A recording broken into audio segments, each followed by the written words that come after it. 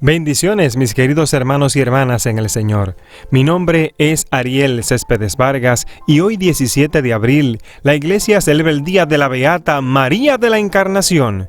Escuchemos qué podemos aprender de su vida.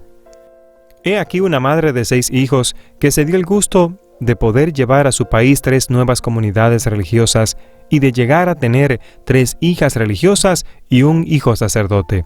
Además de 2 hijos muy buenos católicos y padres de familia. Nació en París en 1565, de noble familia. Sus padres deseaban mucho tener una hija y después de bastantes años de casados no lo habían tenido. Prometieron consagrarla a la Santísima Virgen y Dios se lo concedió. Tan pronto nació, la consagraron a Nuestra Señora y poco después fueron al templo a dar gracias públicamente a Dios por tan gran regalo. De jovencita deseaba mucho ser religiosa, pero sus padres, por ser única hija, dispusieron que debería contraer matrimonio. Ella obedeció diciendo: «Si no me permiten ser una esposa de Cristo, al menos trataré de ser una buena esposa de un buen cristiano», y en verdad que lo fue. A sus 6 hijos los educó con tanto esmero, especialmente en lo espiritual, que la gente decía: «Parece que los estuvieran preparando para ser religiosos». Su esposo Pedro Ancari, un joven abogado que ocupaba un alto puesto en el Ministerio de Hacienda del gobierno, era muy piadoso y caritativo, y ayudaba con gran generosidad, especialmente a los católicos que tenían que huir de Inglaterra por la persecución de la reina Isabel. Pero como todo ser humano, don Pedro tenía también fuertes defectos que hicieron sufrir bastante a nuestra santa, pero ella los soportaba con singular paciencia.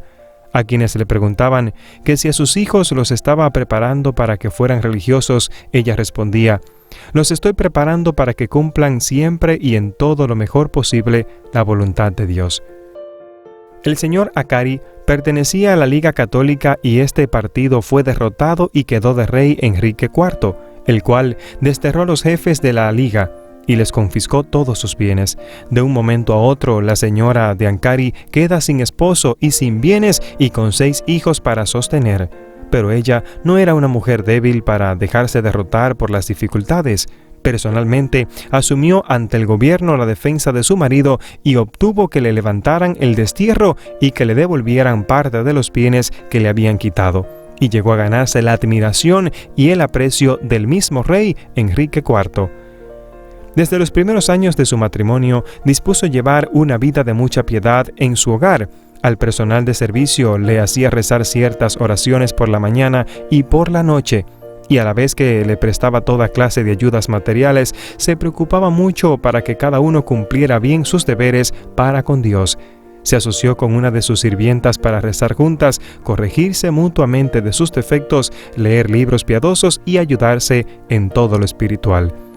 La bondad de su corazón alcanzaba a todos, alimentaba a los hambrientos, visitaba enfermos, ayudaba a los que pasaban situaciones económicas difíciles, asistía a los agonizantes, instruía a los que no sabían bien el catecismo y trataba de convertir a los herejes, a los que habían pasado a otras religiones, y favorecía a toda la comunidad religiosa que le era posible.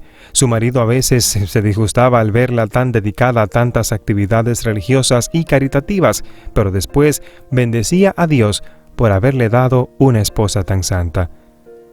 La señora de Ancari se hizo amiga de una mujer mundana, la cual empezó a tratar de, en sus charlas, tener charlas profanas y a iniciarla en la lectura de novelas y de otros escritos no piadosos. Esto la enfrió mucho en su piedad. Afortunadamente su esposo se dio cuenta y la previno. Así, ella dejó esa amistad y esas lecturas y empezó a llevar libros espirituales, por ejemplo, los escritos de Santa Teresa. Estos libros la transformaron completamente. Otra lectura que la conmovió profundamente fue la de las Confesiones de San Agustín. Una frase de este santo que la conmovió a dedicarse completamente a Dios fue la siguiente: «Muy pobre y miserable es el corazón que en vez de contentarse con tener a Dios de amigo, se dedica a buscar amistades que solo le dejan desilusión».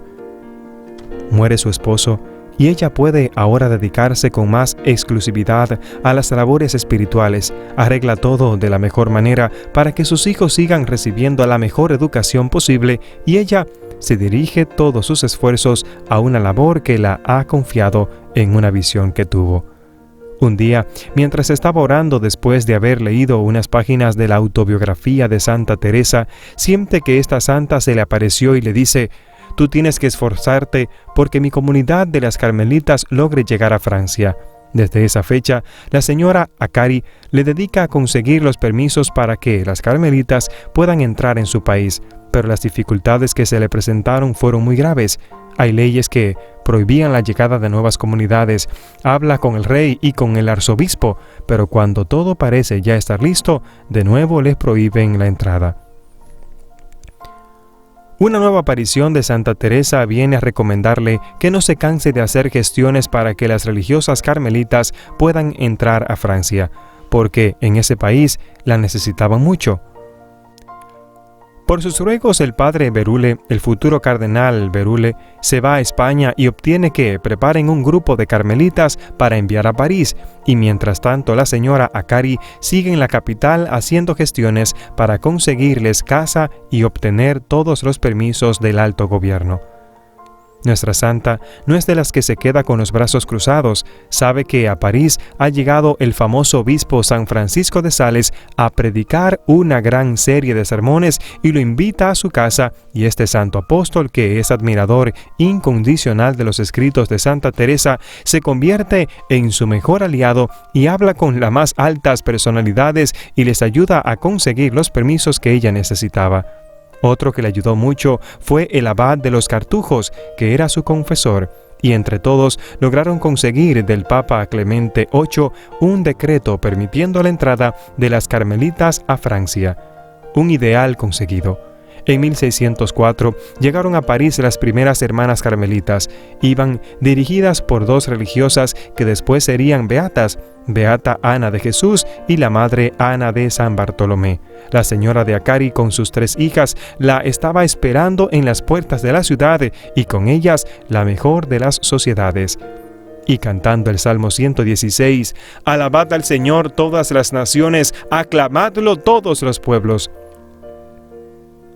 Entraron al templo para dar gracias y luego las acompañaron a la casa que les tenían preparada. Poco después, las 3 hijas de la señora Akari se hicieron monjas y carmelitas y luego lo será ella también.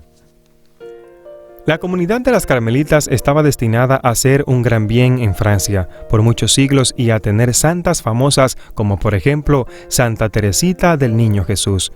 La beata de la cual estamos hablando en esta biografía tiene la especialidad de haber sido una de las monjas más especiales que ha tenido la Iglesia Católica, madre de 6 hijos, 3 religiosas carmelitas, un sacerdote y 2 casados, viuda, dama de la alta sociedad y termina siendo humilde monjita en un convento donde su propia hija es la superiora. No es un caso tan fácil de repetirse. Después de conseguirles muchas novicias a las hermanas carmelitas y de ayudarles a fundar 3 conventos en Francia y de haber tenido el gusto de que sus 3 hijas se hicieran monjas carmelitas, pidió ella también ser aceptada como hermanita lega. Allí se dedicó a los oficios más humildes y a obedecer en todo como lo más sencilla de las novicias. Al ser nombrada su hija como superiora del convento, la madre, de rodillas, le juró obediencia. Los últimos años de la hermana María de la Encarnación, nombre que tomó en la comunidad, fueron de profunda vida mística y de frecuentes éxtasis. Dios le revelaba importantes verdades.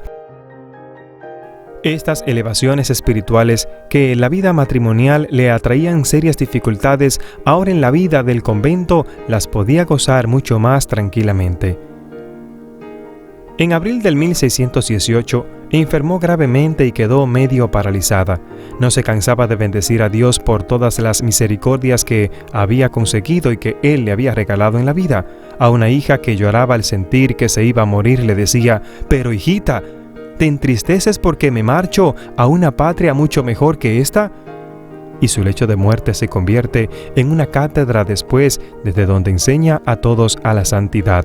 Sin cesar, recomienda a quienes la visitan que no se apeguen a los goces de la tierra, que son tan pasajeros, y que se esfuercen por conseguir los goces del cielo, que son eternos. Las hermanas le preguntan: ¿Le va a pedir a Dios que le revele la fecha de su muerte? Y ella responde, no. Yo lo que le pido a nuestro Señor es que tenga misericordia de mí en esta hora final. Otra le pregunta, ¿qué le pediría a Dios al llegar al cielo? Le pediré en todo y en todas partes que se haga siempre la voluntad de su querido Hijo Jesucristo. El 16 de abril del 1618 tiene un éxtasis y al final de él una monjita le pregunta, ¿qué hacía hermana durante ese rato?